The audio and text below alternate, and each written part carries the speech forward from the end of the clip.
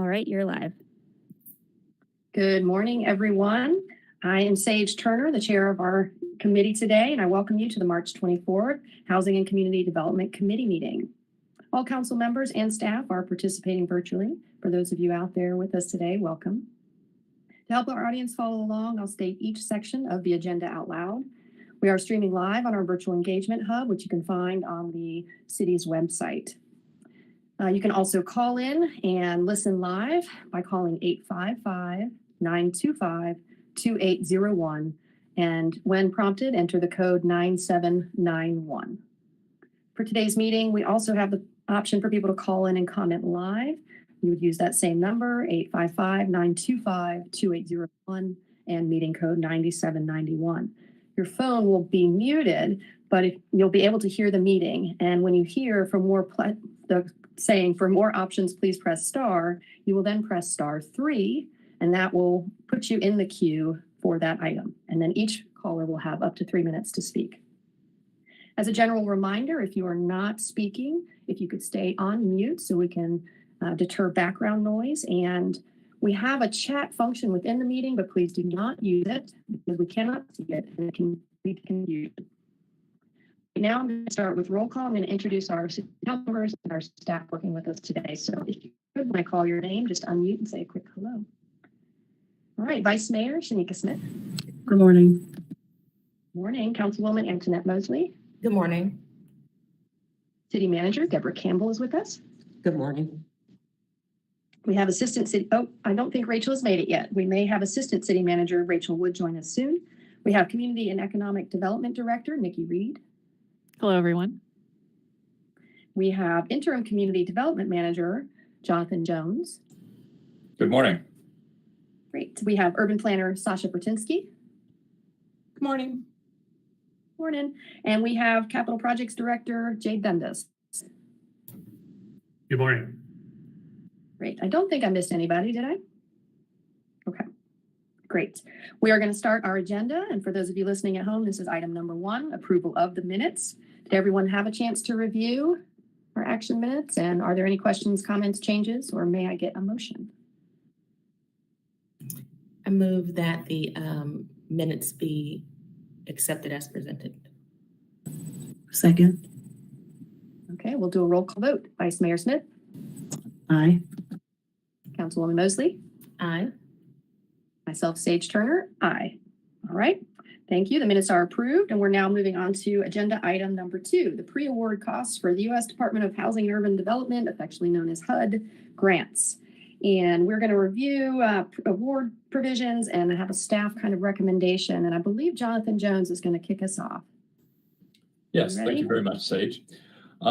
So this morning, staff are presenting an option for the management of our CDBG and home funds and asking for your approval to include these pre-award costs as part of our grant-making process. For a little bit of background, this would be part of our regular funding award cycle. Normally, as we are reviewing funding applications this time of year, we are preparing to include those funding amounts in our annual action plan sent to HUD in the middle of May. And then they have around 45 days to approve that plan. And the goal would be that the city could begin working on all of those great projects on July 1st. Unfortunately, it takes us a little while after that to get the official funding contract from HUD. Sometimes that can be as late as September, even so late as February, which means it puts our partners in the community behind schedule. It means that it takes longer for the city to contract with the partners to get those contracts underway, get the work going, and start spending down those grant funds. So staff have looked back over some of the HUD regulations and some of the provisions for these grants and decided that one of the options that we could use would be HUD's pre-award costs. This would allow the city to take the annual allocation and designate 25% of those awards for grantees to spend before we get the official contract from HUD. So those funds would be recorded in our budget for the upcoming funding cycle. We could begin contracting with our subrecipients, and they could begin spending up to 25% of their grant starting at the beginning of the program year. Once we get the official contract from HUD executed, then we could follow up with those agencies, notify them that that has been released, and they could proceed with spending the balance and benefiting our community. So our request would be that HCD would approve this recommendation to begin using these pre-award costs, and I'd be glad to answer any questions you might have. It sounds like a good move. I know we did similar yesterday, and some of the problem is that the funding and the contracts occur so late that they can't even start to spend. So they can't spend it all in time. And now that's a punitive thing if you haven't spent all the money and you apply again. So I love this idea. And I'm happy to support it. Any other questions from other councilwomen? I don't have any questions. Neither. Okay. I'm happy to read. I've got a suggested motion. How about I just read it? I move to, where'd it go? I move to recommend that the city implement eligible pre-award cost provisions as permitted by HUD regulations, incorporate them into the future annual action plans, and authorize the city manager to execute agreements with funded agencies beginning in program year fiscal year 22-23, not to exceed 25% of the funding before execution of the annual HUD funding contract. Second. Great. And if there are no more questions, I'll do a roll call vote. Vice Mayor Smith, Aye. Councilwoman Mosley, Aye. myself, Sage Turner, aye. Great. So thank you, Jonathan and team, for working on that very smart solution. For those of you listening at home, we have completed item number 2 on our agenda, and we're moving on to item number 3, which is the Community Development Block Grant Funding. We're going to have a staff presentation. We're going to have some recommendations. We're going to have some discussion, and there will be an opportunity for public comment before we vote on any of this. So that said, let's go ahead and hear from Jonathan. All right, thank you very much. Give me just a moment and I will be glad to share my screen with the presentation.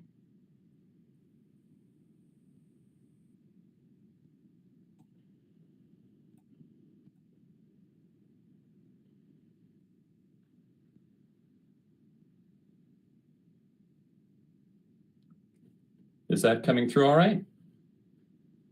All right. Yeah.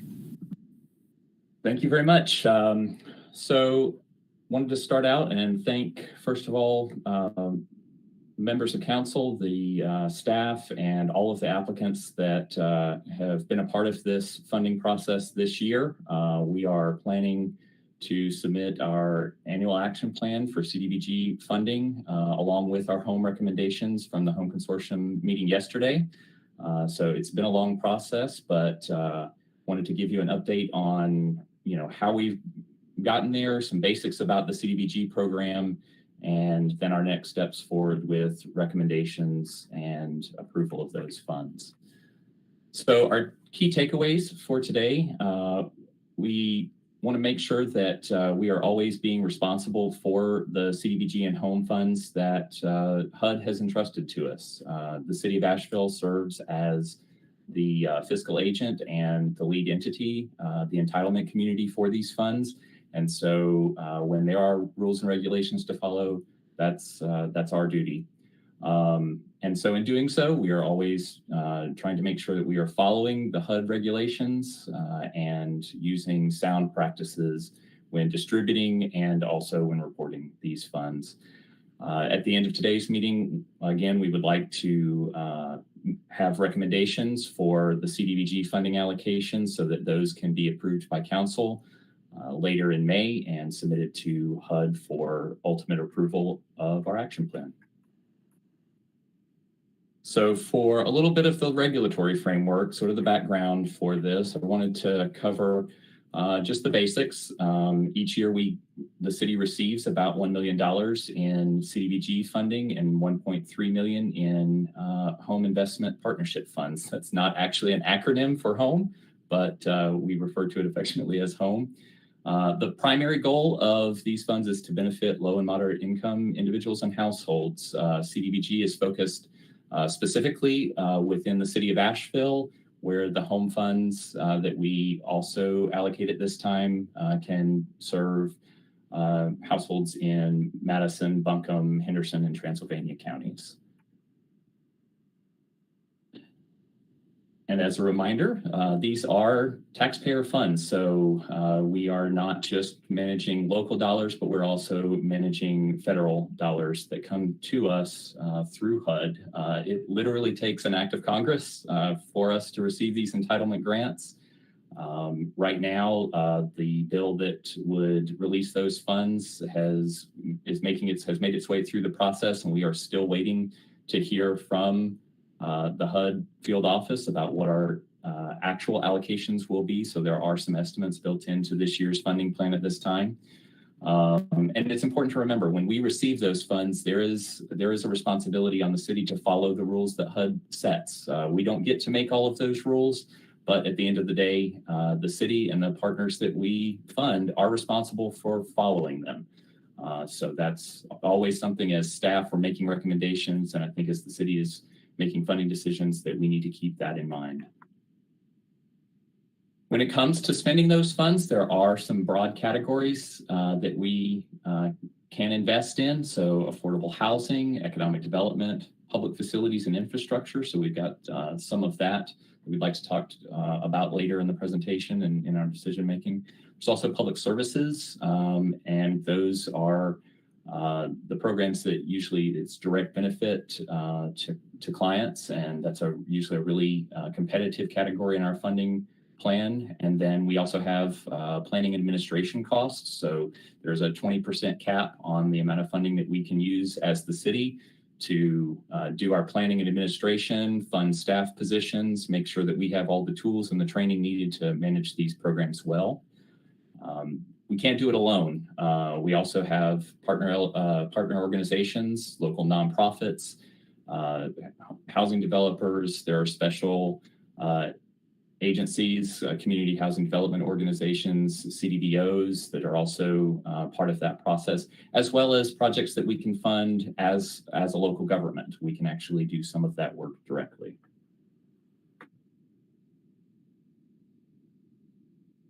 Within that framework, those larger categories, we also have very specific goals that we are trying to meet that HUD wants in our action plan that we send to them. They want to see that we don't just have big ideas, but that we have measurable results. And so the table that we've included in this presentation is something that was also one of the supporting materials for the application. So applicants were asked to go through and align their project request with one of these project purposes, one of these broad purposes, but also to identify very specific goals so that as we are funding their work, we know the outcome that they are trying to achieve and how many of those results they're targeting. So we've got a smart way to evaluate our progress as we go along.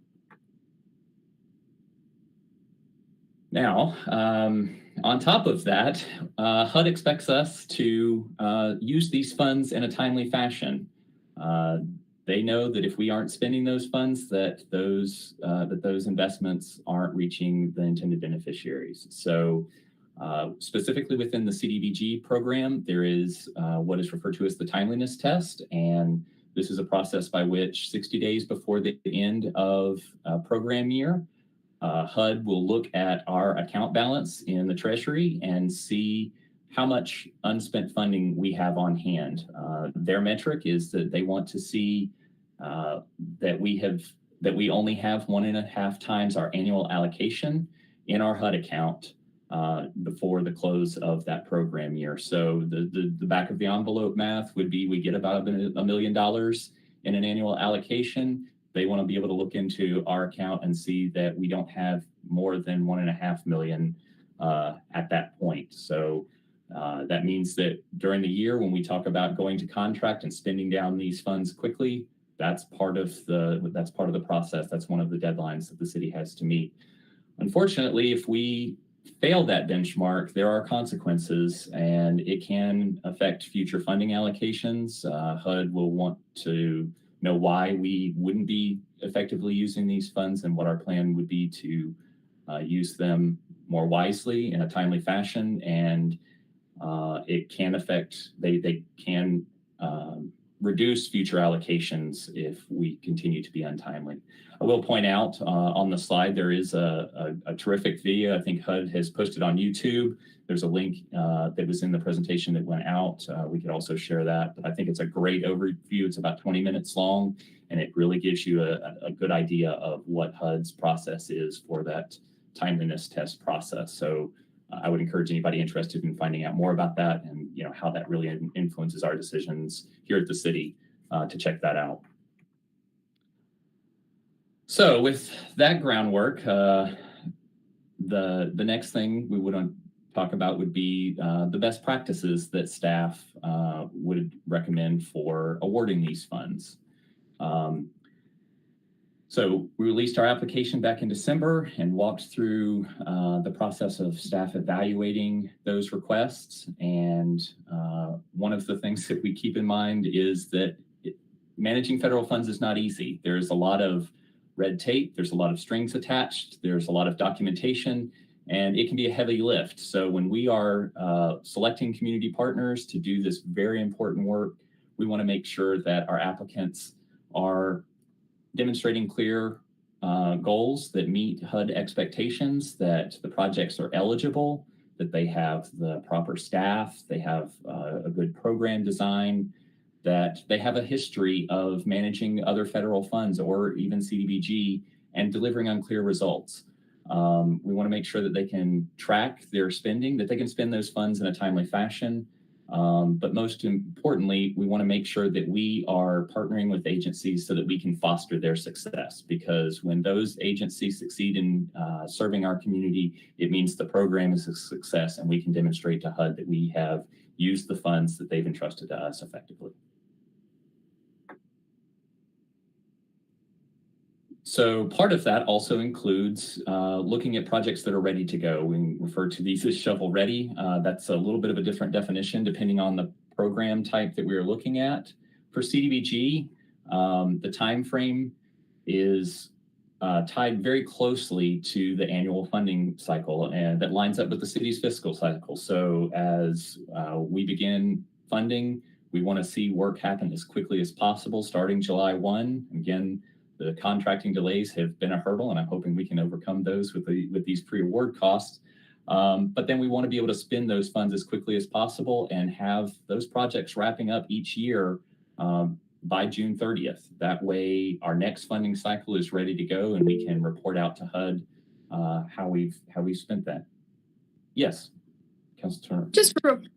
Just real quick, Jonathan. So that is something I hear a lot, that getting to contract has been hard. I know through COVID there were extra things, but you're saying that if this 25% thing we just changed will actually release some funds to staff up to help with that. Is that what you mean? Yes. Yes. Okay, The goal would great. be able to use those funds and not have to wait on the official contract for HUD before we can get started. That's really great. Okay. Great solution. Thank you. And then for home, these are usually, because home is more focused on affordable housing, either constructing new units, rehabilitating existing units, or making existing housing affordable. The timeline on that is a little longer. Those projects usually have a 4-year window to be completed, but we still want to make sure that those contracts are underway within 24 months of a funding decision, and that as soon as that contract is executed, that project can get started. They can start work and start spending funds within 12 months so that they can get wrapped up in that 48-month time frame. So that's a HUD deadline that we have to keep an eye on, and so having those deadlines in the back of our mind as we're making these funding decisions is always helpful. On the other hand, we have, as we go through our applications and look for partners to invest in, we want to make sure we avoid red flags. These are These are issues that would jeopardize our funding, our ability to use funds, and would potentially prevent successful projects from completing. So we want to avoid partners that are already struggling to complete an application, because we know that a lot of the regulations that our application is designed around require similar documentation. So we want to make sure, even in the application process, that we have strong partners that can follow those instructions, follow those guidelines, and are familiar with the regulations related to the funding they're requesting. In the same token, we want to make sure that they are proposing an eligible activity. There is a short list of program types that we can fund. We can't fund everything, so we have to be selective, and that selection is making sure we check the HUD box that it's eligible. When we look at the capacity of agencies, we are making an investment, and we want to make sure that those are lower risk investments, that we're not starting with an unproven agency or an unproven idea. We want to make sure that we are investing in something that has proven results. Some of that is, staff capacity, other resources that an agency might be lacking or a program might not have at its disposal.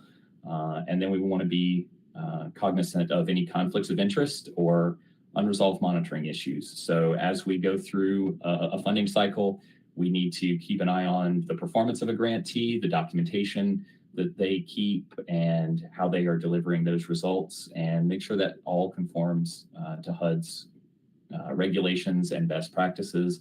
And if we need to intervene, then there's a process for doing that through the monitoring. Jonathan, I have a question and a concern. Yes. Concerning unspent funds and that 2-year period that we kind of monitor unspent funds, if we take that idea, we see that 2 years ago was right during the time of pandemic. It is my understanding that some applicants that were looking to submit applications this funding cycle, they were actually discouraged from applying this period because of unspent funds during the pandemic. And we know that they could not go through or continue through with their program activities because we were sheltering in place. Applying the timeliness test and us having that knowledge, is there any way, or had there been any plan to address timeliness concerning organizations who were not in operation and could not draw funds because, they were prohibited from having activities? Well, I would hope to hear from our agencies that they didn't feel that we were trying to discourage them from applying. We received the applications that were presented to us to evaluate, but as we did go through those projects that we received, we did consider their unspent funding as a potential barrier for their success. The best intent would be to help equip them with funding that they need. One of the challenges is we can also be burdening them with additional funds, putting them further behind. In one of our conversations with a consultant that the city has been working with, one of their suggestions was, when you're in a hole, stop digging. That's sort of the first approach. So as we've got agencies that have unspent funds, we have not asked them at this point to return those funds, but that they would be able to continue spending those funds and demonstrate that they can do so. And then they would be welcome to apply again in the next funding cycle, and having just demonstrated the ability to spend that down and get caught up would put them in a better position to move forward with future funding. And to that point, I know there's some conversation about maybe withholding some funds here, maybe for whatever reason. I guess the committee can decide if that set aside money is made available during this funding decision on today. Is it possible for those agencies to come later and apply for the use of those funds during this program cycle? I do think that there could be some challenges with that when it comes to the timing of these funds, especially as we're trying to meet the timeliness test, because of some of those delays in contracting, as we not just contract with our subrecipients, but also as we request amendments to our action plan, that can that can add to the delays. So if we submit an action plan now, we have to wait for HUD approval to begin July 1. If we immediately submitted an action plan to an amendment to that action plan to make changes, we would have to go back to HUD approval to make some of those changes. So there are some timing considerations with that that we would need to take into account. And do we know how many organizations this funding cycle they were positioned to apply, but you all had to have a conversation about unspent funds? How many organizations were there? There were a handful of organizations, and I think we've got those listed on the funding spreadsheet that we will take a look at later in the presentation. So if we can take a look at that, then that would be great. Okay.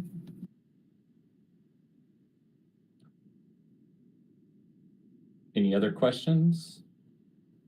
All right. So as our team went through the funding requests, we tried to keep a couple of principles in mind here and wanted to make some strategic shifts in how we do these awards. In the past, we've had agencies who have requested funding for multiple bottom lines. They have multiple targets. They want to help with housing and job training and transportation.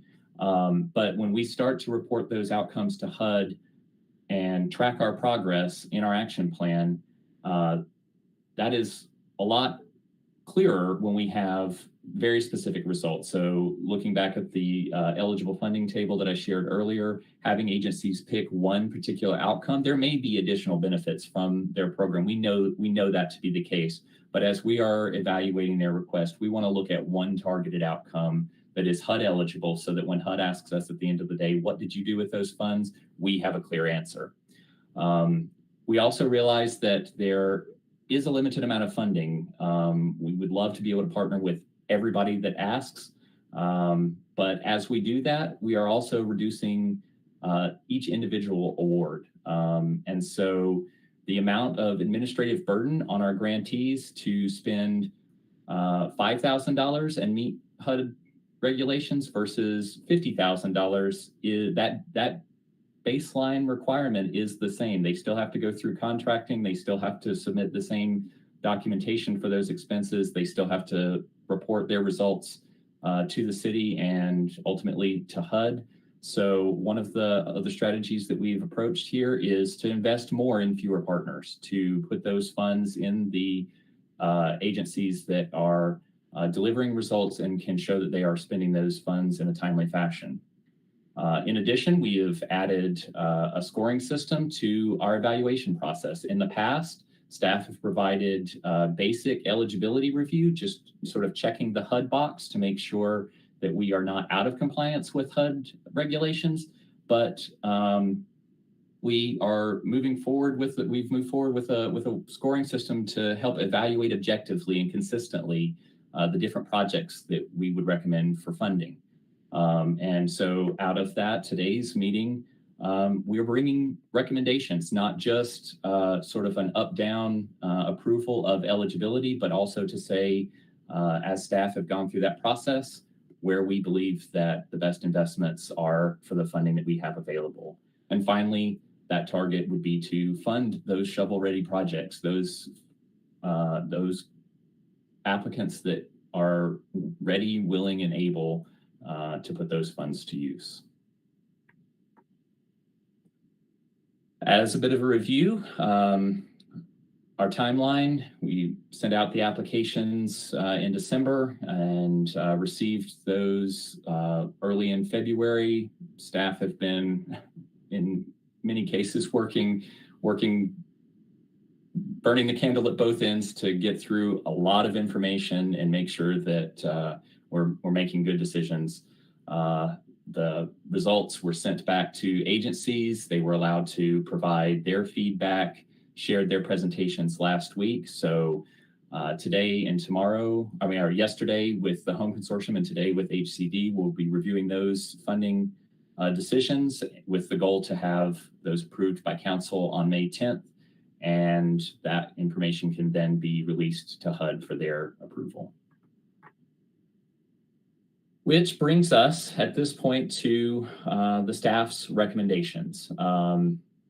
As I mentioned earlier, the allocations from HUD the final allocation numbers have not been released. So we have, as staff, penciled in an estimate based on the information we've received so far, and we're estimating just a little bit over $1 million as our base allocation.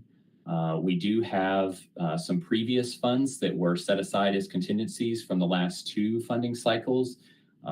Those were the results of funds returned by some of our partners, an additional $15,000 that HUD gave us at the last minute, just before we submitted our action plan last year, as well as some undispersed funds from the 2016-17 program year. Some of those funds that need to be activated and used, or sometime soon they will begin to expire, and we will need to return those. So given that general funding amount, about $1.3 million, staff would recommend looking at our public service cap first and looking at that 20% limit, 15% limit, 15% limit on those funds, and selecting projects that are clearly demonstrating that they are eligible, that they have the capacity to deliver outcomes, that they are using their funds in a timely manner, and have have historical performance using those CDBG funds effectively. We would also recommend continuing to fund the 20% administrative cap, allowing the city to maintain those planning administrative costs for operating the program, and also look at funding all of the non-public service requests that were received. We did have a number of applicants, particularly in that non-public service category, that staff would not recommend for funding. We had some that were ineligible because of the nature of the project they were requesting did not align with HUD practices. We had some who chose to withdraw their applications after those were being submitted and reviewed. We did have one applicant. We're working with Mountain Housing Opportunities to address some unresolved HUD monitoring issues that have come up. We are currently working with an experienced HUD consultant. They literally wrote the manual on down payment assistance that MHO has been providing, and so we are looking for a speedy resolution to that. And so we do have the recommendations. What I would say is that we could take a look at the recommendations that are included in the presentation, but then we also have the funding chart that we've used in the previous years that shows a broader picture of all of those different categories. But the 6 projects that we recommended for funding in the public service category, Caring for Children, On Track, Pisgah Legal, Helpmate, Homeward Bound, and the Spark Foundation. Those would receive partial awards based on their scores, and that would represent the total $162,000 roughly of public service funds available. In the non-public service category, we would include the CDBG administration, fully funding Helpmate's housing case management for domestic violence survivors. This would pair with their home TBRA request approved by the Home Consortium yesterday. Mountain BizWorks and Homeward Bound would also receive full funding as requested, which leaves us with a non-public service gap in funding, or in applicants, in eligible applicants, of $784,000. And as part of our action plan, HUD would expect that we have some way to be able to present a plan to spend those funds.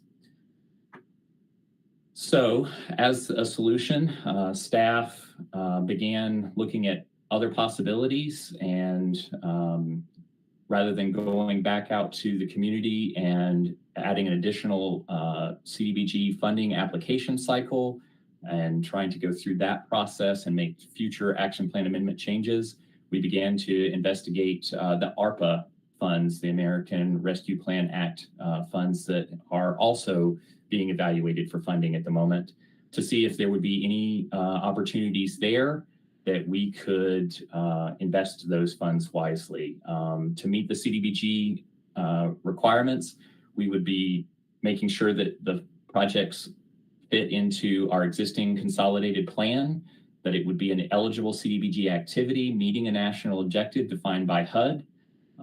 Again, because we are trying to meet our timeliness test, $784,000 is a lot of money to be unspent when HUD examines our account next year. So we would target to spend those funds by April 1st, giving us roughly 12 months to put those monies into use. And also, as we reviewed those applications, those ARPA requests, we focused on city projects, city managed projects, and the idea there being that it reduces the administrative steps required to effectively use those funds, rather than going through a contracting process with a community partner and trying to define that scope with them and then follow through with contracting and procurement and drawdown. We could work directly with an existing city department to make sure that those objectives are achieved in a timely fashion. Based on those criteria, staff identified the Stevenslee Recreation Center Rehabilitation Project as really the only viable option at this time. The request was for renovations, including the repair of a roof and also the renovation of their lockers there. The facility is used not only for eligible community services under the CDBG program, but it also serves as a Red Cross emergency shelter in times of disaster. Part of the request related to the use of lockers also had the locker rooms, and the upgrade to those locker rooms would improve the ability to use that facility in those emergencies. So staff considered that to be a valid use of CDBG funds, and we have reached out to our partners in the Capital Projects Department and communicated with the local HUD field office to make sure that we would be on sure footing to make that investment in the Stevenslee renovation project. As a strategic investment of those funds, staff would suggest putting the previous contingency funds available into an action plan amendment this year so that those funds could be used as soon as possible, and then allowing the balance of those funds to be released with the next funding cycle. So it would be a two-step process for submitting this plan to HUD, but as an action plan amendment to our current plan that we're operating under now, we could do that quickly and allow capital projects to begin their planning process and start the design and pursuit of vendors for that work. So again, our key takeaways being we want to be responsible managers of these funds, following HUD best practices and guidelines, and we will be asking for HCD's recommendation of the funding allocations. And at this time, I'd be glad to answer any questions and shift over to our funding table to review the big picture of these funding requests. Thank you, Jonathan. Wait while you pull that up. I have a general question. So looking at the table on slide 17, where you just had the non-public service recommendations, and we add in the Stevenslee, which is awesome, good find, and figuring out how to use those non-service dollars. So they requested $750. We're throwing 784 there because that's what needs to be spent. Was there any thinking around that 35,000 roughly dollars being split amongst the groups or anything? Because I mean, they know how much the cost is for the facility. We're in the middle of a housing crisis, and we have two agencies on here that are working on the housing crisis. And I'm wondering if that overage should be allocated to the housing crisis as opposed to the upfit of this building. Now, I will say I don't know their whole pro forma or budget, or if they actually have a greater need than 750. What was y'all's thinking there? The thinking here was primarily to activate these funds in an eligible project, and we knew that the Stevenslee Recreation Center would allow us to do that work in a timely fashion.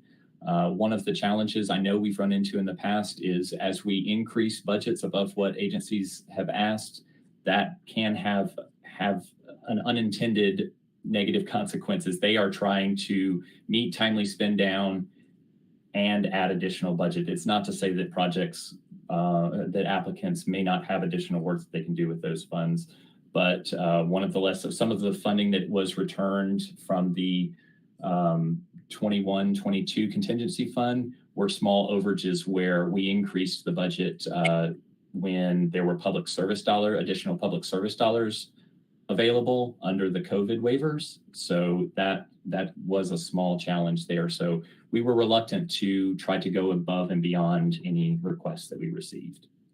Okay, and it's fair to assume if Stevenslee put forward their pro forma last year that it's probably gone up in construction costs anyways. So, okay, that helps. Yeah, and I see that we have Assistant City Manager Rachel Wood has joined us. Just hello, Rachel. Good morning. Okay, I've got the table open. Any questions from the other councilwomen so far? Go ahead, Antoinette. Sure. The Vice Mayor mentioned earlier in the presentation the possibility of holding back funding. I'm interested in discussion about that, specifically under the public service grouping, more specifically for AHOPE coordinated entry. You recall in our last meeting, I was hoping that we would be able to enter into a discussion with them in they're not here, I suppose, but I have concerns about their capacity to provide the services they are seeking funding for in a safe manner. I will say I'm very appreciative of the steps they've taken so far, including the provision of a security officer. And my understanding is there's also been a new hire. But in that time, I've driven by and windows have been broken in the home that sits directly behind. Someone was arrested there. The property owner came home and someone was sleeping on his porch. Drug paraphernalia and a weapon of some sort was found. And on the time that I had occasion to speak with the interim in a meeting at the African American church that sits next door, as I was walking up around 8:15 in the morning, there was a woman who had just injected drugs, and I'm assuming it was just injected because the needle was right beside her. Again, this was at 8:15 in the morning. So I appreciate the efforts that have been made. I'm not sure how successful they will be. And I'm not sure if we gave them a time frame to report back or what amount of time would be necessary to look at data to see if there's actually some improvement. And I also know that conversations have been had with ALE regarding nuisance abatement. So I'm hesitant to offer funding for AHOPE and frankly, the CDBG housing services by extension until we're able to fully digest and see if they're able to perform these services. So what does a set aside look like And I'm wondering if the city manager could let me know if there have been discussions about how long the organization thinks it needs to essentially get its act together, or to show us that they have been able to get their act together. And Thank you, let me Ms. just, I'm one sorry. second, just to say that I heard from the interim director, and she is watching the meeting and listening in, and there will be an opportunity for folks to call in, and I've asked her to get in the queue. So just so you know. So, well, let me ask you this beforehand. Since we requested a more thorough meeting, is the reason why they're not on the agenda, was that your decision as chair, or did they? No, I didn't. It wasn't a, It was just No, it never was considered? It was just never considered? no, and I didn't, the way we do it, I mean, I think we just had 2 items on the agenda. If we needed to add them, I probably could have. I just didn't even actually think of it. But you mean just to have them here to respond to questions? Sure, because I think this is, while it might be a good investment from a HUD standpoint, I'm not so sure that it's the best investment from a community standpoint. And I'm just not prepared to vote to fund an organization that seems to be causing harm to a Black church that's next door. The church has a right to the free exercise of religion. And while they're not a governmental actor, funding them, I think we play a role in usurping that right. This is a very, very, very serious thing for me. I understand. I respect that. So my question before was to the city manager, if you could answer that, please. Go ahead, Deborah. Okay, thank you. Good morning again. We have had conversations with Homeward Bound in regards to AHOPE, and we are asking for some significant improvement within 60 to 90 days. We need time to accumulate data that is calls for service predominantly, but also cleanliness and hopefully some improvement in terms of the operation of the organization and the facility. Okay, so thank you for that. So as a result of the discussion of 60 to 90 days, I wouldn't feel comfortable considering funding before 60 or 90 days. That's my individual position. And it extends to both requests that they have. And Okay. if I can, Yeah, is that Jonathan? I was wondering if you could speak to what a set-aside process would look like. sure. So first of all, within the public service category, we are capped at 15%. Those funds in particular are very time sensitive in relationship to the funding cycle. So while other non-public service categories, there is some flexibility to extend past a year's worth of expenses in a program year. Public services are limited to a 12-month cycle. So providing a set aside means that we would be further delaying the use of those very limited and competitive funds. But there would be room for those funds if we were to say to split them amongst the other qualified organizations, including Stevenslee? If we decided to make that, since timeliness would be an issue?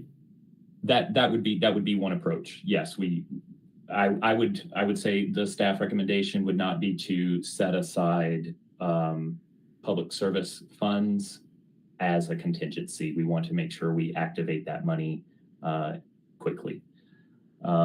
As it relates to the AHOPE coordinated entry request, that request is for the coordinated entry process. So the triage that the agency does at the 19 North Ann Street location, that's part of the community's homeless housing plan. So as individuals on the street are seeking housing, our community is determined to use an assessment form to measure their need, to measure who is in most dire need, sort of a triage process, so that we can make sure that housing is assigned to those with the most critical needs. That process is housed at the AHOPE, or that portion of the process is housed at the AHOPE Day Center, and that is what they are asking for funding for.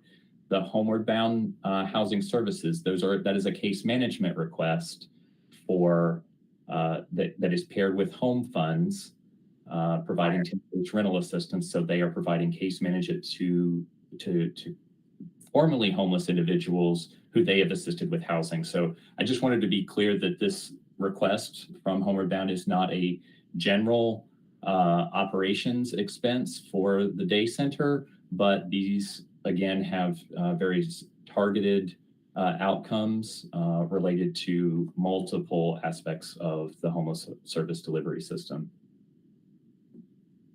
Yeah, I would be concerned. I understand the concerns with what's happening at AHOPE. I do think they've been pretty responsive. I know I drive by sometimes twice a day just to see how things are going. I would be concerned about pulling funding while we're asking them to do more and better. It's kind of a... Well, one reason I'm not concerned is I believe Homeward Bound is one of the best funded nonprofits in the area. I believe they're better funded than the church that sits next door. I don't know that, but we do have a tremendous number of nonprofits. And then this one in particular has been our longest standing successful partner on homelessness. I mean, yeah. Okay, so we have Antoinette's request to look at holding out both the 34 in public services and the 82,000 under CDBG. I hear staff saying, let's not restrict the public services, the 34,000, because we really need to get that out the door. But I heard that we could potentially hold back the non-public 82,000 if we wanted to. Did I capture that correctly, Jonathan? We would still want to allocate any changes. We would still need to have a plan for how we're going to invest those funds. But those changes could be made if that was the determination of this committee. Okay. Vice Mayor Smith, how are you on all of this? So with both areas and the non-public and public, I would feel comfortable moving forward into our contract agreement with them with contingencies placed on that funding. I want to give them the benefit of the doubt during this mitigation period that they're going to follow through with the strategies that they propose within that 90-day period, and maybe some follow-up recommendations on how they can remediate some issues on safety and drug usage. So I think all of these contracts that we enter into are under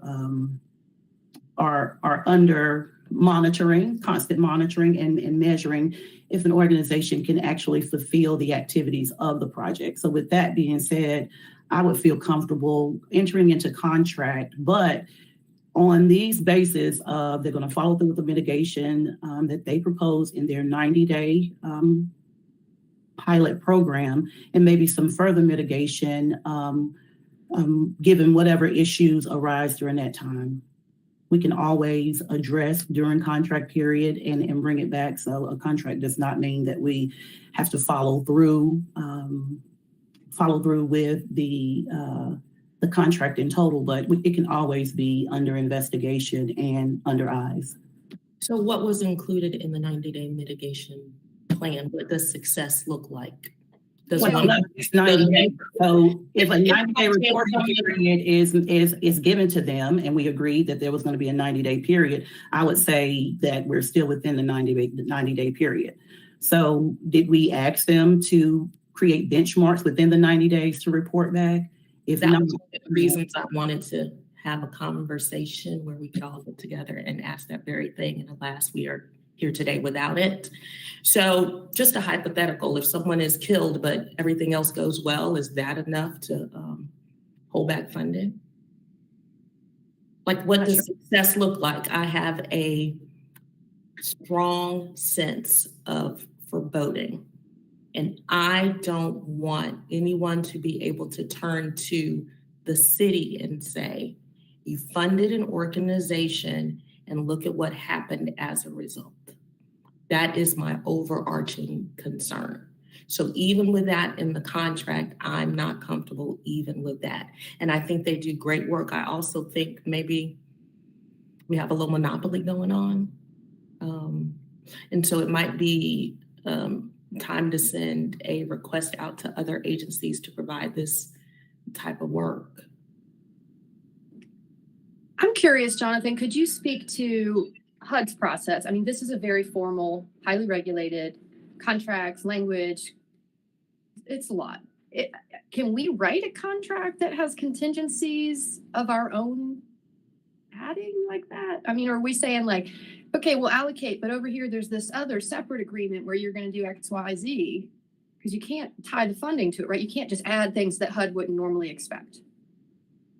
I do think that we would want to be cautious in the language we put into that contract, but, and I'm not sure if we have anybody from our legal team here, but I do think that there would be an option to include as part of a conditional award letter to this agency. We would be able to include those requirements or notify them of those conditions. So part of the process after an award is made is that we as staff follow up with agencies to notify them, to give them a conditional award letter saying, you have been recommended for funding. Here is the timeline for which these funds are expected to be available. So for us to submit a plan to HUD on May 15th, that would then put us starting work on these funds July 1st, ideally, which would be more in line with the 90-day, a 60 to 90-day time frame that's being discussed. The interim director is in the call queue. So typical process, this is a new way we did this year, both home and CDBG. We did presentations and heard from applicants last week and got to ask questions, all those things over email. So it's not really precedent to have one of these potential applicants on the phone and the others not. But I think considering the topic, and it's really about, whether or not these funds are able and ready to be deployed by this board or recommended, I'm suggesting we bring Homeward in, even though it's outside protocol and other people may not be able to respond in the same way. Would you all be okay with Homeward Bound being queued up right now to answer some questions? It's a little outside process. That's why I'm asking. Sure. That would have been in keeping with my request to do this very thing, actually. Okay. And Vice Mayor, are you okay with that? No, I'm not okay. I'm okay with it. I don't really care. I mean, if we have a question about withholding funding from this organization based on some pending questions that we have, then I don't think any other. But again, to go back, my concerns are going to be my concerns because it's a timing issue. Again, my overarching concern is until we see that they have been successful in their approach, I don't feel comfortable funding. And unless the response is, well, we can fast forward 90 days today, I don't know that the conversation. And Madam Chair, you can go which direction you want. When it comes down to this funding decision, each individual has a right to make their decision based on whatever information they've gathered. For me personally, I feel like the things that are being raised by Councilwoman Mosley, I think they are very important. I just don't feel comfortable withholding this type of service that will actually help individuals in this community move forward and move out of those unsafe conditions. So I would say that we go through with the contract, but we monitor the overarching health of this organization. And if things don't change, then we should come to some type of agreement on whether we follow through with them, their draw request. I'm not so sure that our funding is withholding the services from the community. Well, again, that's individual, that's your perception. My perception is different, and my vote, each person has their vote. So Are you saying then if we don't fund, then AHOPE closes? I mean, no, we don't. what I'm saying is we don't fund, then the community members are withheld the service that they need. Not if someone else provides the funding. for this program year. Yeah. It's not that the city of Asheville is the only funding source. Okay, so if I may, pause us on this particular topic. Oh, I was unmuted. I was on mute. That's why. What my response was, it's not as if the city of Asheville is the only funding source. So Yep. by holding off does not, by definition, mean that the services will no longer be provided. That was my point. And I think we did hear you. I don't think you're on mute. Okay, so if I may, pause this one particular applicant for a minute and talk about the rest of the funding suggestions on both public and non-public. Are there any other questions or concerns about the remaining applicants? Okay, hearing none, what I'm sensing is I am also in support of moving forward with allocating these and helping work with the organization to determine if there are some goals or achievements that could be helpful, whatever it is, this plan, 90 days, if there's some outcomes we're trying to target, and working on that separately, but still funding them.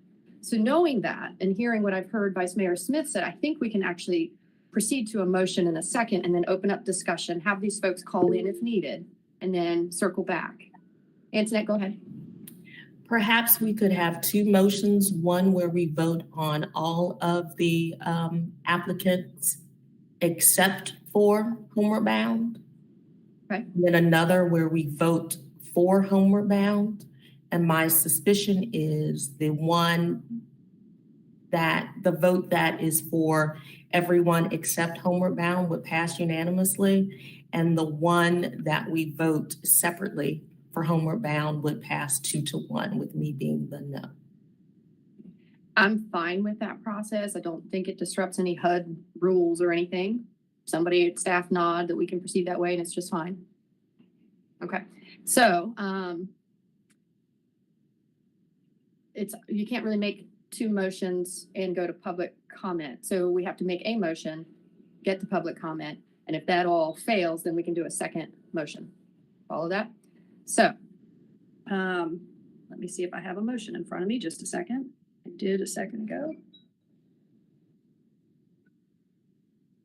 And I will also, before that motion, I did want to clarify one piece of that motion would be these funding recommendations, these amounts are based on staff estimates. We included in the staff report a provision that if we do hear back from HUD that our estimates were more or less within 10% of the final allocation, we would just adjust each of these awards proportionally.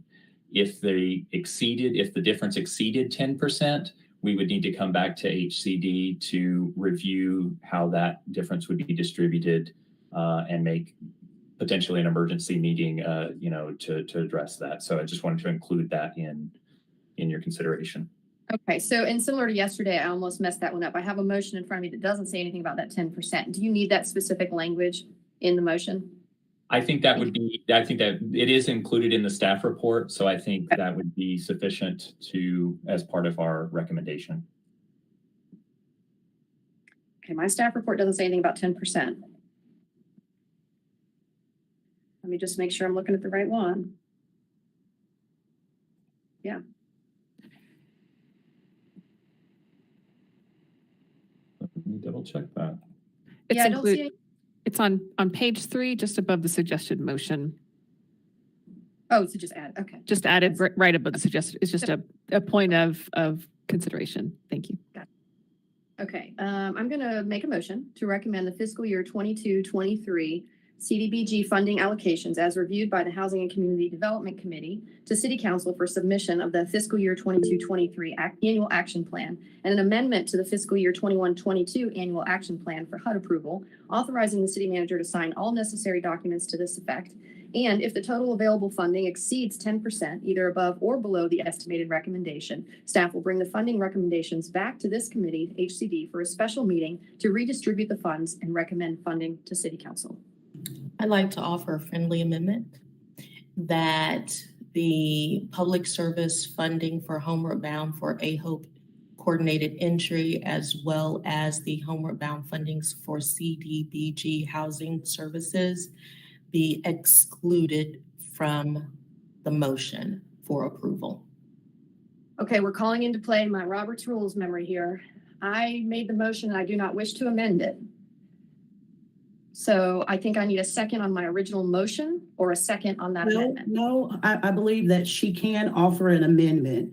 Then you would have to get a second for that amendment. And if that second doesn't come through, then you go back to the original motion. Thank you. It's been a while. Okay, so is there a second on that amendment made by Councilwoman Mosley?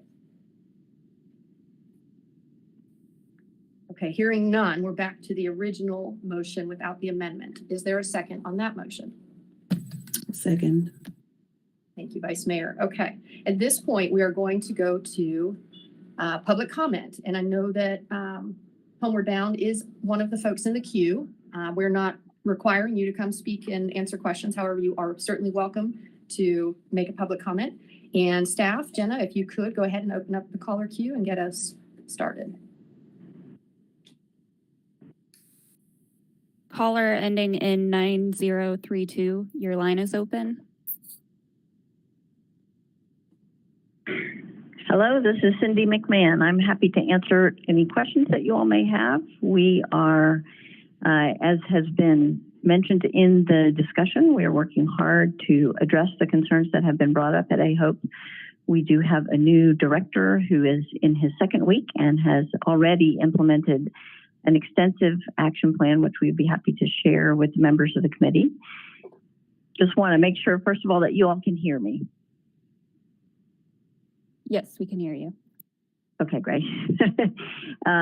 Also, in terms of coordinated entry specifically, just did want to reemphasize what Jonathan Jones had mentioned in that this is a HUD required service that Homeward Bound provides at AHOPE.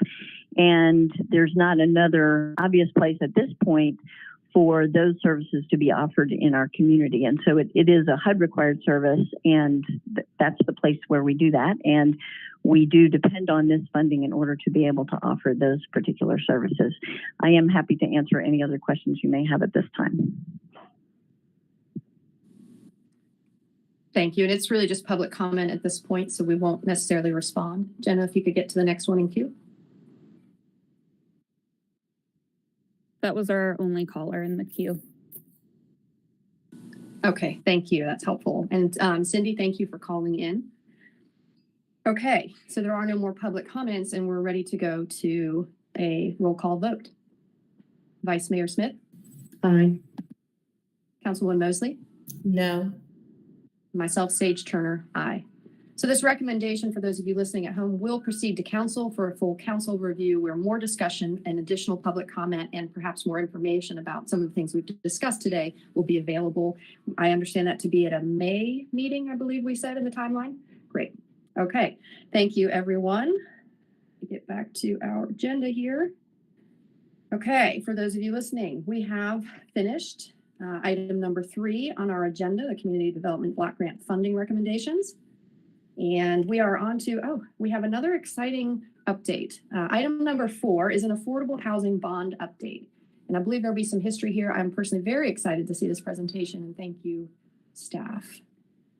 All right, is Nikki doing this? Yeah, go ahead. Yes, Nikki. absolutely. Thank you. And thank you so much. I just really appreciate the committee and all the work that you all do. So thanks for being with us today, and excited to now kind of refocus and take a look at the affordable housing bond. So we're really excited to present today. I have with me Sasha Bertunsky, who is an urban planner with our planning and urban design department. She is also serving as our interim affordable housing officer as we hope to fill that position in the coming months to really support our efforts of implementing affordable housing in our community. So really excited to go through this presentation today, and she'll be helping me with that. So let's see. Key takeaways. So our first kind of top of mind is we just wanted to share out the key takeaways about the bond. And the first one that I really saw as we were putting this together is that when the guiding principles were set forth of the housing bond back in 2016, as you can see through the investments that we've made, we have really remained true to our guiding principles. So I was really excited to make that connection when looking back through the history of the bond and where we have gotten to today. And so since 2016, I'm happy to report that we have now spent a total of $17.6 million in bond investments. That's of the overall $25 million allocation of affordable housing bond dollars. And that has resulted in 32.5 acres purchased or now under contract, 403 affordable units constructed. And so that are units that are constructed. And 92 plus, again, we're hoping that number actually meets the 500 mark. If you do that math, we're just below 500 for both 400 and 92. But 92 plus units are in the pipeline to be constructed that we're working on actively. And we're going to dive into that here in the presentation. And then the third bullet there is just looking toward the future. So we do have current projects in the pipeline, and those will determine the final recommendations for the balance of the bond funds. So that's $7.4 million in remaining bond funds. The allocation of those funds will be determined on some of those projects in the pipeline, and we'll get to that at the end of the presentation. So a little bit of a look back here into our background. So first, just wanted to share, in 2016, the city approved its first ever bond program to support affordable housing initiatives. And I was a part of that, serving as the real estate program director at that time when the housing bond was approved, with 5 key strategies identified. So $10 million was identified for housing investments. So that was $5 million tagged, earmarked for the Housing Trust Fund. $3 million was tagged for a land banking strategy, $1 million for the Community Land Trust, and $1 million for down payment assistance. And then the other framework that was provided was the $15 million for repurposing city-owned land. So at the time, we had identified what we were calling 3 high-impact properties. So properties that were ideally located in terms of proximity to jobs, proximity to services, and other key factors that really would round out a high impact to someone's life to be able to live at a unit that was close to downtown or close to their job, looking at those properties. So $15 million was set aside for repurposing city-owned land. I'll go through those numbers too, but I wanted to share just a little more on the background. So these are those principles, those guiding principles that I was talking about earlier. So one set of principles was really about funding a diverse set of unit types. So looking at both home ownership with affordability restrictions, but also rental. So really looking at the bond as a mechanism to invest in different housing types to meet the different and diverse array of need in our community. So really looking at investing in a diversity of unit types to meet that need in our community. Also looking to diversify and expand partnerships. At the time, we really understood, this was when Lee Walker Heights was really beginning to coalesce as a development, to recognize the impact that low-income housing tax credits can have in our community. So really support those partnerships, as well as look at private sector partnerships to create mixed income communities. So not just 100% affordable communities, but really start to strive towards a mixed income model where we had affordable housing mixed in with market rate as well. And so you'll see some of that reflected in our investments too. A couple other bond principles, to recognize that developments that are seeking to meet a deeper need may require larger investments. I think this was really highlighted recently with the Haywood Street congregation, Haywood Street Community Development Investment, where we saw that sometimes with groups that are developers that are trying to meet that really deep need, such as 30% AMI and below, that it requires a more robust investment from partners to really get us to meet that need, just simply because that's the way the math works. The cost of delivering development to those lowest incomes typically requires that larger subsidy. So we wanted to make sure that we acknowledge that going into the bond program. And also, understanding that location often comes at greater cost. When we think about the 319 Biltmore property and the expense associated with acquiring that site, that is often something that requires a larger investment. The other component of the bond principle that we'll get to is looking at how we use the bond investment to leverage other resources to the maximum extent feasible. And I actually want to take a minute to highlight our city manager, Deborah Campbell, because when she came on and joined the city during the midst of the implementation of the bond, she really supported the idea of growing our partnerships. And so I just wanted to thank her for that, because in her time here in the city, we've really seen some of those partnerships truly blossom. And so we'll talk about that a little bit later too. So this was the framework. Just wanted to kind of share another way to visualize the framework of looking at the budgets associated with each of these. So 15 million for the city-owned land, 3 million land banking, housing trust fund at 5 million, community land trust there at 1 million, and also down payment assistance. So that's kind of where we started. And now I think I will turn it over to Sasha and let her walk through some of our current bond investments and where we stand with those. Sasha? Sure, thanks. Good morning, everyone. So we are going to go through these buckets. So, Nikki, you're there, thank you. So again, we have these 5 buckets. This is just a snapshot, and I'm going to go through each of these categories. Just a note, you'll hear the language committed versus uncommitted. So basically, there are projects as a part of the bond where we have committed funding, but it may not have been drawn down. So we're not that's not like remaining money that we can spend on something else. So just to be super clear, that's how we're delineating between those things. Next. So the first category is city-owned land. Again, these were also called high-impact sites several years ago. The biggest ticket item here is 319 Biltmore. We spent about 5.3 on the land acquisition for that project. And we also, included in this line is money that we spent that supported the Maple Crest / Lee Walker Heights project but will also benefit 319 Biltmore. So there's a new road through our property, there's stormwater improvements, soil remediation. So there's a number of things that both projects benefited from that are included in this line. We also did due diligence on all 3 sites, including the South Charlotte site and a site on the river. We acquired Oak Hill, a piece of property, demolition work at Cedar Hill, which is in Beaverview, and some legal work for our neighborhood lots for the ABCLT. So this is the one category where there's actually a significant chunk of funds remaining to be spent. So about 6.4 million. Next.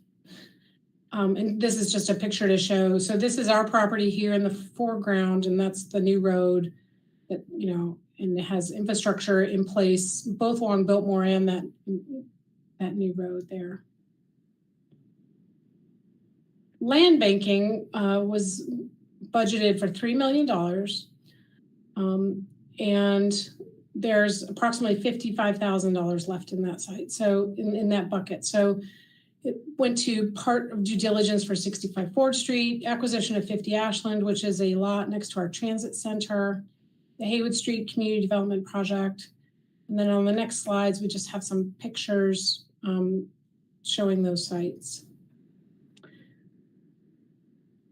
And those sites are full of exciting potential for the future. Next. The Housing Trust Fund is a really exciting story. $5 million was budgeted for this. So there's also general fund money going into the Housing Trust Fund. So we're just accounting for the bond dollars here, not other Housing Trust Fund monies, to be clear. So these are the 5 projects that were funded through that. Some of them are not fully complete yet. So there is still remaining committed funds, about $895,000. But so there's no uncommitted funds. So there's not remaining monies left over in this pot. Next. And here's some pictures from some of those projects. Amaranth Apartment, which was a conditional zoning out in Camler, and Swananoa Bend on Simpson Street. Yes. Just a quick comment. At some point in the future, it would be great to understand not just the bond component of that funding, like these projects and our overall successes and affordability and all the funding that made them happen. Does that make sense? So Sure. you were saying, yeah. I think it's important that we at AHAC, at HCD, at every housing committee we have, talk about the true cost of building these units. So, just a thought for future presentations. Sure. And, Amaranth is a partial example of that. Amaranth Apartments here, that's a tax credit project. So they received, significant funding through North Carolina Finance Agency. I'm not sure if Swananoa Bend received a Luigi grant, but Luigi has been a big player in some of these projects as well. And I think we have another slot. Yes. So Michigan Avenue and Habitat for Humanity.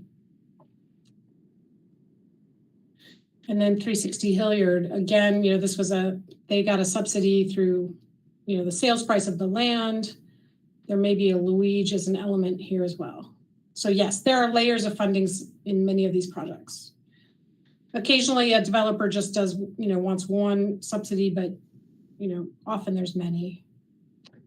Next, the Community Land Trust Council designated $1 million to go to that. And just a quick note, we are accounting for kind of what they've drawn down, and we have a draw request right now in our system. So that's all here accounted for that. So they purchased a Habitat house on Caribou Road in Shiloh. They've also purchased 2 lots on Wyatt Street, which is also in Shiloh. They have completed a purchase of a home on Grail Street in East End, and I believe on April 4th are closing on a second home in East End on Hildebrand. And then they also have 2 city lots for future development. Next, and here's just some pictures of those homes, 2 of those homes. So look for, I think at some point, spring or early summer, there'll be some ribbon cuttings and families moving in. So that's exciting. Next. And then lastly, the down payment assistance, $1 million was budgeted for. It hasn't been spent. And I think the committee probably knows more about this than I do, but at this point, we don't have agreed upon policy and a partner to carry out that program. So it would be difficult to spend all these funds by the bond timeline. So, and we'll repeat this, but we are planning on coming to you all this summer with a plan for the remaining bond funds. So, next. So just in summary, as Nikki said before, we've completed about 403 units. We are counting Lee Walker Heights. So, and obviously that's a project where there's other city money in that project. There's county money, about $4 million of the county matched the city. Also, it's a tax credit project. So multiple layers of funding there. There's some projects that are about 5 units that we know that are under construction or acquisition. And then there's another 87 or so in the pipeline, and we're very close to that 500 number. So we are counting for 319 Biltmore, a 20% affordable number. There would be more units on that site, but it won't be likely won't be 100% affordable. That's extremely difficult to do unless you're doing a tax credit project. I love this slide because it says 403 units, but I do want to point out, just for transparency, when we say Maple Crest at Lee Walker Heights, the amount of these bonds went, I think it was 1.7 or 1.9 million for the secondary road, but it did not go towards the construction of Maple Crest, right? Just the secondary access. I believe that's correct. I'm looking at Nikki. It's a little misleading to say that the bonds built 212 units. Correct. Maple Crest. Yes. And so, but I think the bonds made it possible. It's for sure.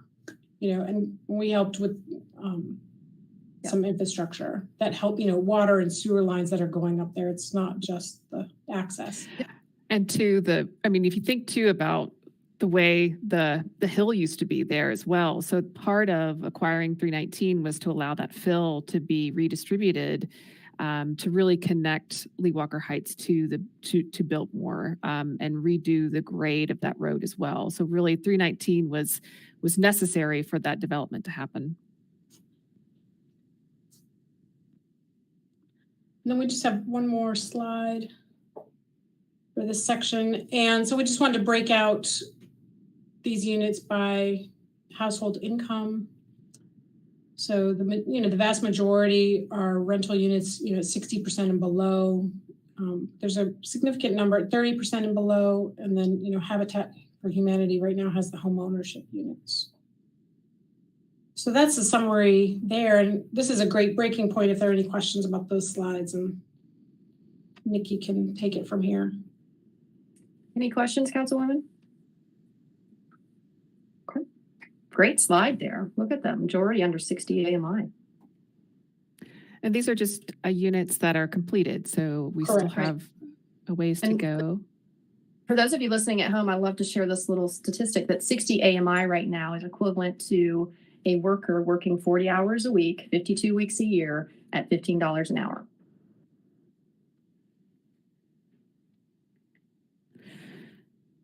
So I think we kind of wanted to take a minute to say, what lessons have we learned, looking back over our bond time frame, and how can that inform the remaining investments that are necessary for the bond. So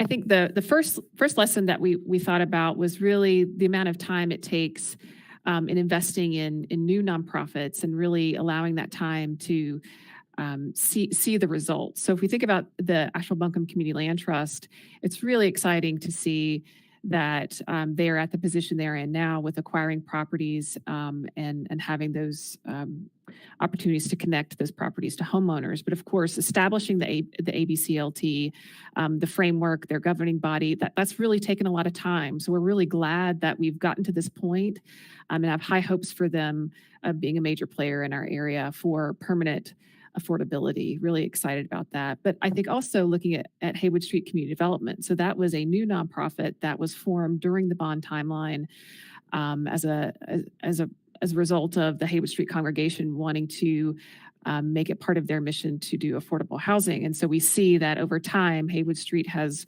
formed and developed, and only now, after a 4 or 5 year period, really, of that initial phase, have they fully formed and are ready to take on their first project. So just recognizing that it does take time, and we have new nonprofit organizations that want to enter into this space of developing affordable housing. The second thing is about policies, to recognize that policies need to be in place to guide decision-making prior to program creation or implementation. So one of the major policies that was passed during our bond timeframe was the policies for implementing affordable housing on city-owned land. And with that policy, what we have seen are 2 successful projects as a result of that. Well, we're right on the cusp of success, I should say. But with the RFQ for 319, that was a very thorough process to identify a developer in that regard. We also use that same policy framework to look at a couple of city-owned lots, and that's where we were able to select ABCLT as the top-ranking developer in that process to allow for the transfer of those lots to the ABCLT. So we've used that policy now 2 times on 2 vastly different scales, one with 319 being a multifamily and then single family on the other end of that spectrum, but still really providing the framework of that policy was necessary to help guide those processes. So the third piece, of course, is that our existing housing trust fund, it's been in use for quite some time now, and that has really seen the most straightforward success and the highest leverage. So when we think about the tax credit projects that were able to take advantage of the housing trust fund and the other types of projects that have utilized housing trust funds, we've seen that one be a straightforward success with that highest leverage. But of course, the other thing that we point to in lessons learned really speaks to these partnerships in the fact that these city dollars are really are not the full picture. It does take a lot of private dollars through private financing or private equity or different loans that are available, Freddie Mac, Fannie Mae. I mean, all of these different partners are necessary to provide affordable housing in our community. And so truly the builders of affordable housing as well. So looking at folks like the Cassinger Development Group and Habitat, I mean, those MHO are the developers and the entities that actually see housing come out of the ground. Also, our institutional partners are listed here as well. And I think this translates now into that leverage discussion. So I did want to highlight some of the opportunities that we've had to leverage these bond dollars throughout our time frame here. So, of course, Dogwood Health Trust awarded funding for the joint acquisition of 50 Ashland Avenue. So they contributed 50% of the total cost of that purchase, with the other 50% coming from our land banking funds here. As you all recall, it's very timely with our CDBG timeliness discussion, but we were poised to purchase 20 acres in Beaverview with these bond funds. But due to the receipt of funds through our CDBG program, we instead allocated CDBG funds to acquire that property. So when I look at it, I think about how we also leverage our federal funds as well and utilize bond dollars in the initial due diligence of that property, you know, looking at the surveys, looking at the geotech, you know, things like that were funded by the bond program, but then ultimately we use those federal funds to purchase that property, but it's nonetheless part of that story and how that's all woven together. Go for it, Antoinette. For the 65 4th Street, do we also use proceeds from the sale of the White Labs for that? And exactly. Mm-hmm. And what is the acreage on that? Is that 40 acres? What's the acreage of 4th Street? It's, I think the 65 4th Street property is about 20, but it's directly adjacent to property that the city already owned, known as Cedar Hill. And so that combined site total is, I'm looking at Sasha.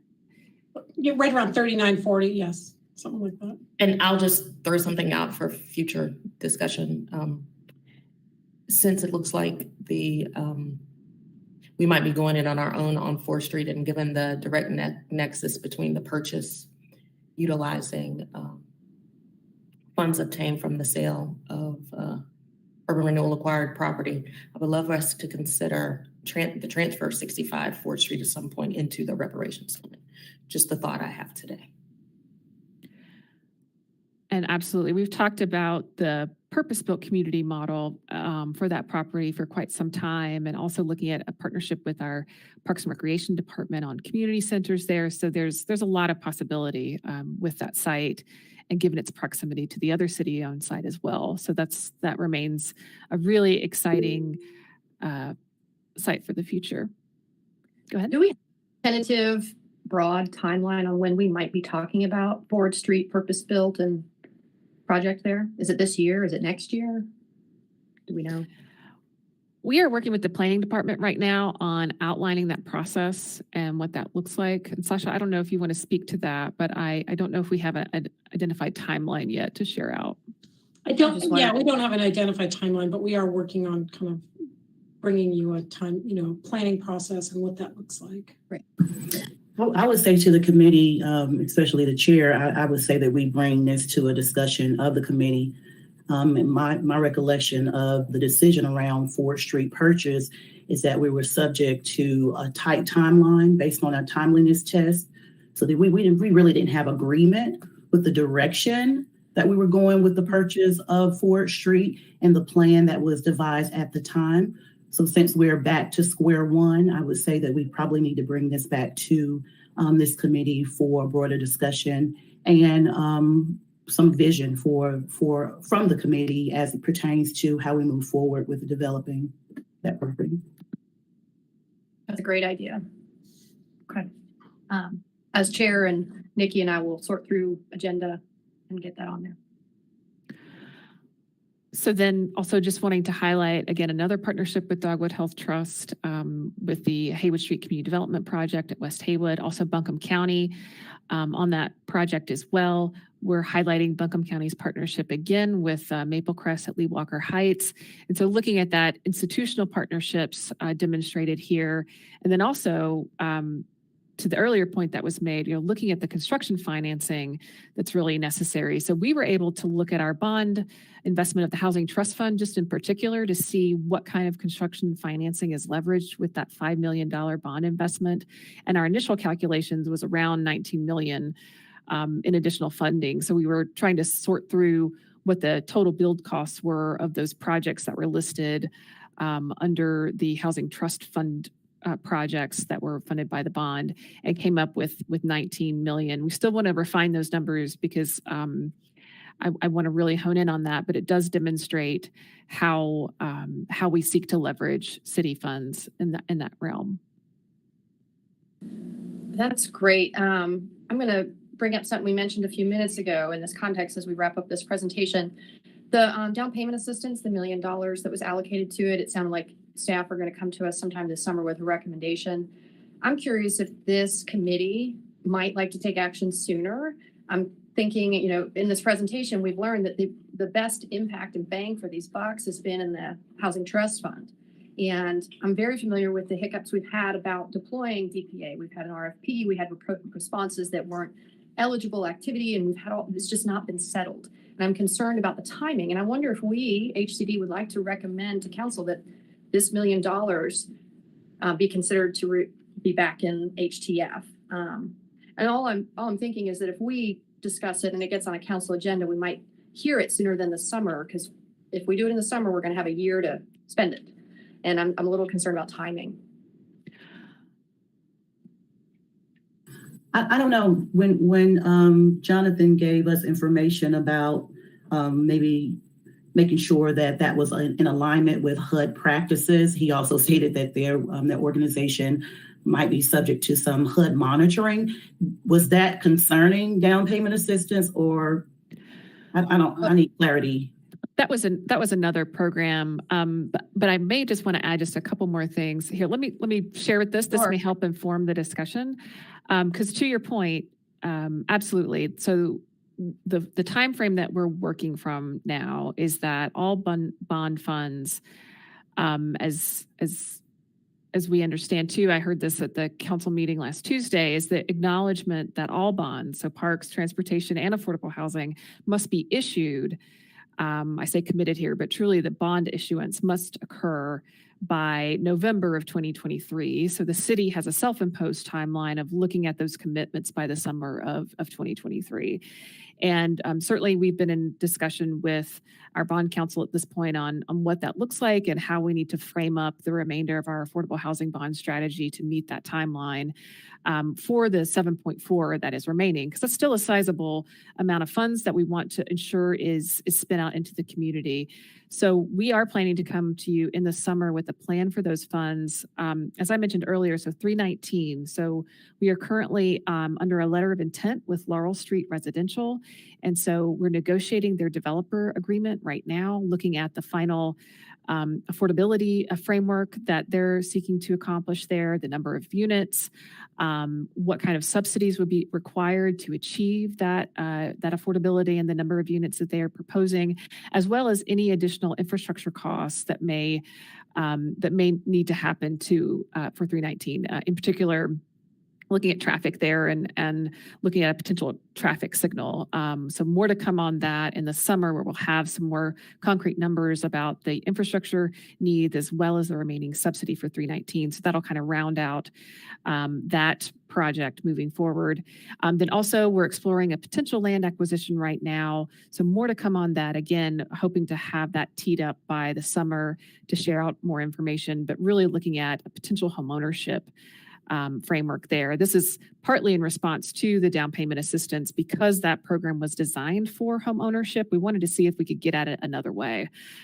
So we're looking at a land acquisition project that may provide an opportunity for home ownership, for affordable home ownership in that regard. And then beyond that, Housing Trust Fund is going to kind of fulfill the third component of that recommendation. So we're exploring ways to really increase the funding for the Housing Trust Fund, because that seems to fit within the framework of having those bonds issued by next fall. So we can basically commit those funds to the Housing Trust Fund and issue the bonds based on that commitment to the Housing Trust Fund. As far as I understand, it would not mean that those monies would have to be spent out the door, but that commitment to that funding strategy, to that city fund would allow us to issue bonds against that commitment. So we're wanting just to tee all that up and have Tony McDowell here with us as well, so he can help present on the bond components and make that recommendation to the committee. Go ahead. I'm wondering, and this too might not be a conversation for today. I'm wondering if funds are transferred into the Housing Trust Fund. I'm thinking of the Housing Authority as their liaison. I know that for Riverview, they will be in need of a grant of, I believe, about 1.2 million. That number is arrived upon based on $15,000 needed for around 82 units. Would that be something we could do from the Housing Trust Fund, much like we ended up doing for Haywood, a grant instead of a grant? Well, I was just getting ready to get into the policy. The policy is that it is a loan, but haven't we, for another example of 30% AMI, voted to give money from the Housing Trust Fund? Isn't that what we did with Haywood? What did we do with that? Housing Trust Fund, because we would have had to adopt a policy change right then and there. We didn't do that then? Well, maybe Deborah or Nikki can speak to it. It was the special housing fund thing that showed up that I didn't realize existed, and it was previous funding. I think I'm going to not do it justice trying to explain it. Well, I think I would answer the question by saying the Housing Trust Fund is our most flexible tool in that the policy is driven by City Council. So if there was a desire, I mean, we did the same with Lee Walker Heights. It was structured as a grant. And so I would think that if that is something that this committee could support and if council could support, that policy is framed by the Asheville City Council. So if that is something that that the committee would want to support, then we can certainly bring that forward through the Housing Trust Fund mechanism. So we could use all the same metrics and mechanisms that frame Housing Trust Fund to, receive the application, to review the application, and then also use that policy framework to bring it forward to the committee. So that's, to me, that's another benefit, is just allowing us the ability to use that Housing Trust Fund framework as a way to encourage applicants to submit projects, if that makes sense. The 4.2 million the city gave to Maple Crest was actually from the HTF? It came from a number of sources, from what I recall. I think it came from a fund balance, partial from a fund balance allocation, partial from bond funds, as we've seen earlier. And I'm not sure if that third component was rounded out by Housing Trust Fund. I don't think so. Or Because not. I recall I was chair on AHAC for about 5 years or several years before this, and I remember us having these discussions and the committee recommending that the loan fund remain a revolving loan fund and a regenerating loan fund, and then I just don't recall that we've ever used it as a grant. But to your point, council controls that policy, and we could, so I won't hold us up on that. So did I hear correctly that you all would prefer to wait till the summer and a more comprehensive look at all remaining bond funds, including the DPA, to come with a more collected suggestion than simply just taking $1 million of DPA and putting it in HTF? I think it's helpful to hear this conversation, absolutely, and understand some of the future agenda items that we might want to contemplate, and just hearing the discussion today is helpful for us to know that we seem like we're on the right track and that we have alignment with the committee. So, but I do think that if we can come back in summer, we will know more specific numbers. I think that's what we're hoping to achieve by the summer, is actually have some more refined numbers for 319 so that we can get very clear about our intention with the remaining 7.4. Got it. Okay. Thank you. And just one more thought, I was thinking, but if we have existing Housing Trust Fund applications, we can certainly bring those forward, because we have we have funds available in the Housing Trust Fund. So nothing would really prevent us from receiving those applications and having those cycle through. So Great. That's helpful to know. Thank you. I think we have just one slide left. I think so. Okay, so it's just back to our key takeaways. And so hopefully we've been able to frame out the story of our housing bond and look at those, how those investments have yielded results, acknowledging the leverage of other funds that we've used to get us to that 32.5 acres purchased, really understanding how Maple Crest, as an early project that came on board, that we helped to finalize with the acquisition of 319 and what that did, how that does contribute to our bottom line here, looking at 92 plus units in the pipeline, and some remaining recommendations to take shape here in this summer. So happy to take any questions, but that does conclude our presentation today. Any questions, Councilwoman? Okay, I know some of you have a hard stop at 12. We have one agenda item left. So how about we just keep moving? And for those of you listening at home, we've concluded item number 4 on our agenda, and we're moving into item number 5, which is the last item and is public comment. Jenna, do we have any callers in the queue today? There's no one in the queue. Okay. I have nothing left on our agenda. Any final thoughts from Councilwoman before we adjourn?